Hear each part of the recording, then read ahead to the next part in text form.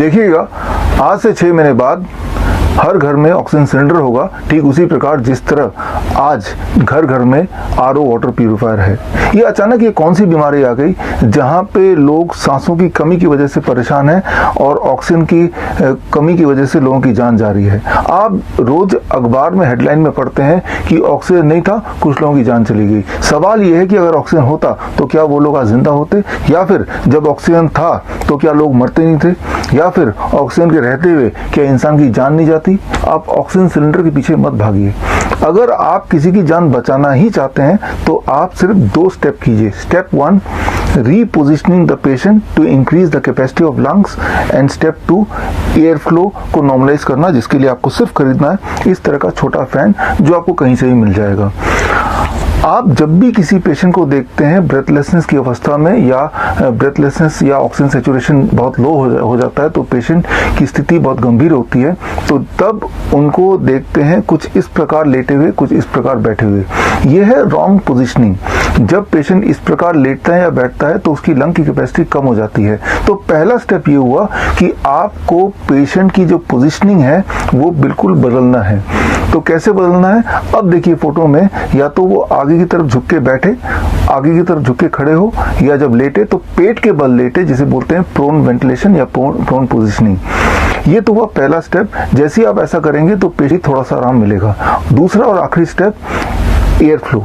Air flow को maintain करने के लिए आपको इस तरह का फैन उसके नाक के आगे रखना है, करीब 6 इंच दूर, और ये फैन चला देना है। बस ये 2 स्टेप करेंगे तो आप देखेंगे जादू की तरह वो पेशेंट धीरे धीरे रिकवर करने लगेगा, उसकी ब्रेथलेसनेस कम होने लगेगी, उसकी ऑक्सीजन सैचुरेशन बढ़ने लगेगी। ये एक मैजिक की तरह काम करता है। और इस बात को समझने के लिए आप इसी वीडियो में आगे कुछ टेस्टिमोनियल देखिए, कैसे कुछ पेशेंट्स ने यही 2 स्टेप करके अपना ऑक्सीजन सैचुरेशन 45 से 95 तक ले गए। मैं सुनीता गुप्ता दिल्ली में रहती हूँ। मुझे बहुत तेज 2 बुखार हो गया था और फिर मैं डॉक्टर के पास गई। डॉक्टर ने मुझे दवाई दी। उस दिन तो मेरा थोड़ा ठीक हो गया था। फिर अगले दिन दोबारा मैं दवाई लेने चली गई।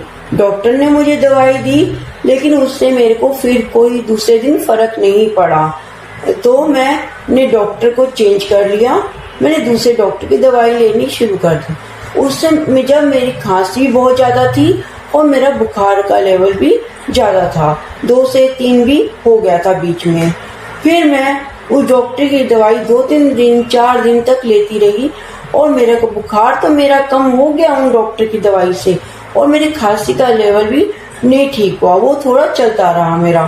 फिर मेरे को धीरे धीरे मेरे जब बुखार ठीक हो गया तो पता नहीं अचानक से मेरा ऑक्सीजन लेवल बिल्कुल 45 चला गया है। उससे क्या हुआ कि मेरे भैया को मेरी बिटिया ने फोन करा। वो मेरे घर आए, एसके गुप्ता, और उन्होंने मेरी आते ही सबसे पहले सारी दवाइयां बंद कर दी और मुझे उल्टा चौधरी की नाइस टीम की मेंबर अमिता, उनसे उन्होंने सलाह ली। उन्होंने सारा ट्रीटमेंट मेरा, जब से वो तकिया लेके मैं उल्टी लेटी, उन्होंने बताते गए वो अमिता जी और मेरा भैया। उस तरह से मुझे सब ट्रीटमेंट मेरा करता चला गया। सुबह नारियल का पानी, दोपहर को मौसमी का जूस, फिर उसके बाद मेरे को बहुत सारे फ्रूट्स, और उसके बाद मेरे को सलाद। ये सब मेरे को 8-9 दिन खूब अच्छे से खिलाया पिलाया खूब। और मैं उसी पोजीशन में जैसे मैं थी वैसे मैं उल्टी लेटी रही और पंखे की हवा मैं लेती रही। पंखे की हवा ने और मेरे को जो डाइट चार्ट दिया गया और मैं जो उल्टी लेटी थी, उससे मेरा ऑक्सीजन लेवल जो 45 था वो मेरा धीरे धीरे करके हर रोज 10-5-15 10-5-15 करते करते बढ़ते बढ़ते आज मेरा 92, 90, 95 तक भी आ गया। आज मैं अमिता जी की वजह से बिल्कुल ठीक हूँ। अब मैं बोल भी पा रही हूँ और सबसे बात कर पा रही हूँ और बैठ पा रही हूँ। ये अमिता जी को मेरी तरफ से बहुत बहुत धन्यवाद। जिसको भी अगर ठीक होना है तो अमिता जी की बात पे चले। हॉस्पिटल जाने से बचेंगे, मरने से बचेंगे, क्योंकि मैं मरते मरते बची हूँ। जो मेरी हालत हो गई थी वो मुझे पता है। आज मैं अमिता जी की वजह से, अपने भाई एस.के. गुप्ता की वजह से और विश्वरूप राय चौधरी की वजह से मैं बची हुई हूँ। इनका मेरे को मेरी तरफ से बहुत बहुत धन्यवाद, बहुत बहुत शुक्राना। सब मेरी बात सुनना। आप हॉस्पिटल जाने से, मरने से बच जाओगे। आपका ऑक्सीजन लेवल बिल्कुल ठीक हो जाएगा। धन्यवाद। नमस्कार, मेरा नाम राजेंद्र सिंह है। मेरी उम्र 36 साल है और मेरे को कुछ दिन पहले मेरे को बुखार हुआ। उसके बाद में खांसी वगैरह हो गई। कुछ दिन पहले मेरे को इतनी ज़्यादा दिक्कत हो गई, मुझे सांस लेने में इतनी ज़्यादा तकलीफ हो गई कि मैं सांस भी सही से नहीं ले पा रहा था। तो मैं मेडिकल हॉस्पिटल गया तो वहाँ पर उन्होंने मेरा ऑक्सीजन लेवल चेक किया और जब ऑक्सीजन लेवल चेक किया तो 55 के आसपास था। उन्होंने कहा कि आप अंदर जाके फटाफट ऑक्सीजन लगवाइए। जब मैं वहाँ गया तो वहाँ पे जाके मैंने देखा कि मेरे आगे लाइन लगी थी, 3-4 पेशेंट थे और जब तक मेरा 1.5 घंटा मैंने इंतजार किया मगर मेरा नंबर नहीं आया। फिर मैं वहाँ से दूसरा हॉस्पिटल चला गया, मूलचंद चला गया। मूलचंद जाके पता किया तो वहाँ पे उन्होंने बोला कि ना हमारे पास बेड है और ना ही हमारे पास ऑक्सीजन गैस है। तो मैं वहाँ से उसी पोजीशन में वापस घर आ गया और घर आने के बाद में मैंने अपने फ्रेंड्स वगैरह को बता ही रखा था कि मेरे को बड़ी प्रॉब्लम हो रही है। तो मेरे फ्रेंड ने मेरे को सजेस्ट किया, डॉक्टर विश्वरूप राय चौधरी जी के बारे में बताया। उसके बाद में उनके एक डॉक्टर हैं, डॉक्टर हेमा सिंह हैं, उन्होंने मेरे को बताया, उन्होंने मेरे को पोम वेंटिलेशन के बारे में बताया और उन्होंने मेरे को बोला कि आप ऐसे ऐसे एक्सरसाइज कीजिए, इससे आपका ऑक्सीजन लेवल नॉर्मल हो जाएगा। तो जैसे जैसे उन्होंने मेरे को बताया मैंने बिल्कुल वैसे वैसे किया, उससे मेरा ऑक्सीजन लेवल काफ़ी ठीक हो गया।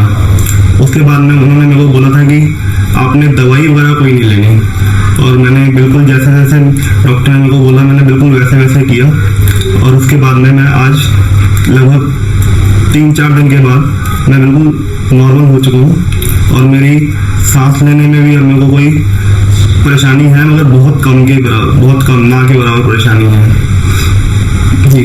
बस थैंक यू। उम्मीद करता हूं कि आप इस नॉलेज को यूज करेंगे ताकि हम किसी की जान बचा सकें। ऑल द बेस्ट, धन्यवाद, जय हिंद।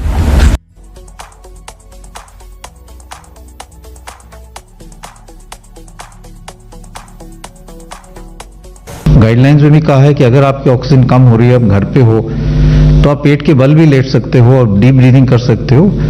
प्रोन पोजिशनिंग से आपकी डायफ्राम की एक्टिविटी भी बढ़ जाती है, लंग की कैपेसिटी भी बढ़ जाती है, क्योंकि जो हमारा पिछले वाला हिस्सा है जहाँ पे लंग लोअर लोब ज़्यादा है, लंग का एक हिस्सा ज़्यादा है, that can expand more and you can get more oxygenation. तो वो भी हम कर सकते हैं। दोस्तों वीडियो पसंद आया होगा, अगर पसंद आए तो लाइक कर दीजिए। दोस्तों के साथ, अपने रिलेटिव्स के साथ जितना ज़्यादा हो सके इस वीडियो को शेयर कर दीजिए, क्योंकि हो सकता है उनको ये वीडियो आपसे ज़्यादा ज़रूरत हो।